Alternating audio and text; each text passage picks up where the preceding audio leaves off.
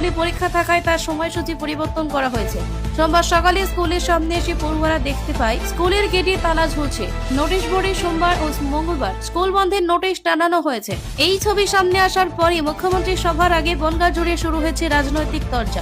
বিজেপির পক্ষ থেকে এই ঘটনাকে কটাক্ষ করে বনগাঁ দক্ষিণ বিধানসভার বিজেপি বিধায়ক স্বপন মজুমদার বলেন, এই বাংলায় শিক্ষামন্ত্রী জেলে থাকে, শিক্ষকরা রাস্তায়, আর রাজ্যের স্কুল বন্ধ হয়। সেই রাজ্যে মুখ্যমন্ত্রী স্কুলের পরীক্ষা বন্ধ রেখে এমন কর্মকাণ্ড করতে পারে, এটা নতুন নিদর্শন। এই মুখ্যমন্ত্রী থাকলে বাংলা শিক্ষা আদর্শ সব নষ্ট হয়ে যাবে, তাই দ্রুত এই মুখ্যমন্ত্রীকে পরিবর্তন করা দরকার।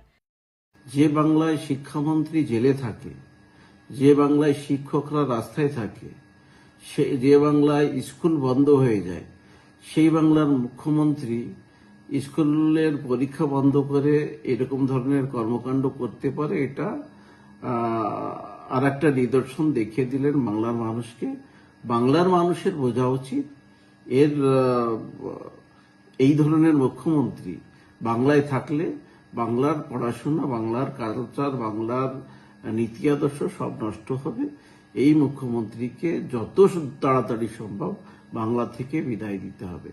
এই ব্যাপারে স্কুলের প্রধান শিক্ষিকা মুনমুন বিশ্বাস সরকার দাবি করেন, গাইঘাটা থানা থেকে ফোন করে স্কুল চাওয়া হয়।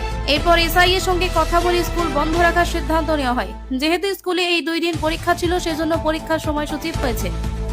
গাইঘাটা থানা থেকে ওসি আমাকে ফোন করে বলেছেন, ম্যাডাম ফোর্স ঢুকবে, আপনার স্কুলটা লাগবে। তা আমি বলেছিলাম পরীক্ষা আছে, আমাদের তো পরীক্ষা চলছে, পরীক্ষা আছে। তখন বললো, ম্যাডাম অনেক ফোর্স আসছে তো স্কুলটা তো লাগবে। তখন আমি আমার এসআই এর সাথে কথা বললাম। এসআই স্যার বললেন যে হ্যাঁ ম্যাডাম দিতে তো হবে, যেহেতু চিফ মিনিস্টার চাইছেন তাহলে তো আমাদের দিতেই হবে, ওই পারপাস যখন চাইছে। তখন আমরা পরীক্ষার শিডিউলটা 2 দিন পিছিয়ে দিলাম। এই আর কি, মানে কি হয়েছে বলুন তো, আমাদেরই একটু চাপ পড়ে গেল।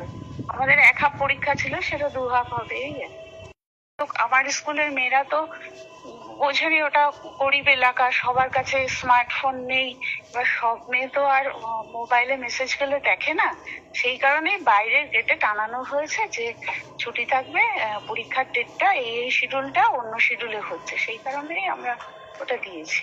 যদিও এই ঘটনার জন্য স্কুল কর্তৃপক্ষকেই দায়ী করছে তৃণমূল কংগ্রেস। বনগাঁ জেলা তৃণমূলের সাধারণ সম্পাদক অভিজিৎ বিশ্বাস দাবি করেন, তৃণমূল কংগ্রেস কোনো স্কুলকে বন্ধ রাখতে বলেনি। শুধু চাঁদপাড়া বালিকা বিদ্যালয় নয়, বিভিন্ন স্কুল প্রশাসনের পক্ষ